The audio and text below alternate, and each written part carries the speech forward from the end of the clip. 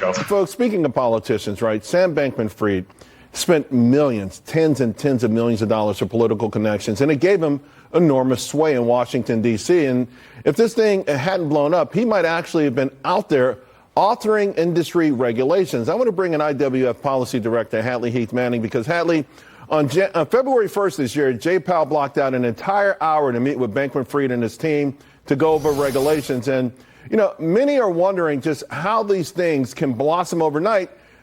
It's pretty obvious to me. When you buy yourself into D.C., you get some special privileges with that.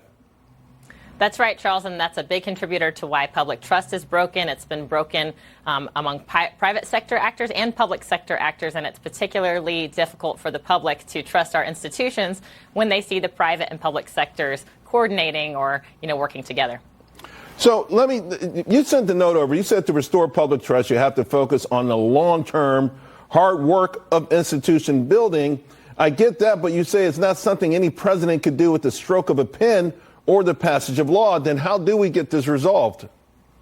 Well, the hard answer that people don't really want to hear is, in some sense, cultural change. Look at what's happened recently with Elizabeth Holmes, with Sam Bankman-Fried. I think a lot of this comes down to the cult of personality, the worship of celebrity. Those are things that a single president can't change, but we can certainly change as investors, as members of the public. We can ask more questions. We can demand more transparency, more accountability, and we're starting to see some accountability when it comes to those cases. But it's a matter of building from the ground up our institutions, starting with our families, our communities, our civil organizations, so that people can have trust again, because trust has been totally destroyed from, not just investments that have, been defrauded, but organizations and agencies like the CDC, which should be apolitical and scientific.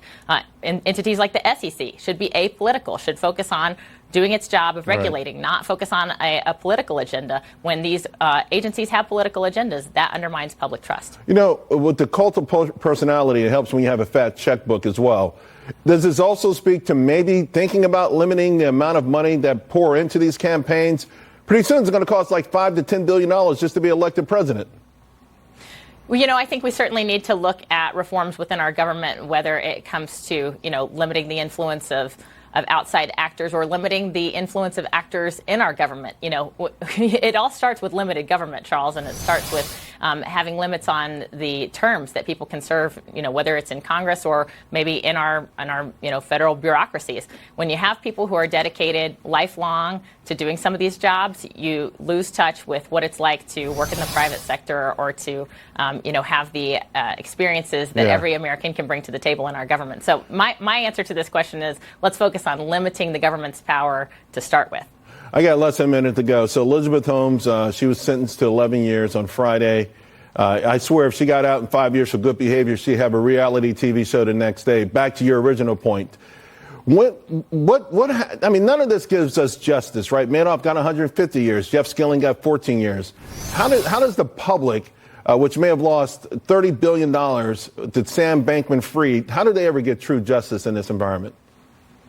I don't think that they do, Charles. There's no perfect justice this side of heaven, but we, certainly are seeing our Department of Justice, our SEC asking questions.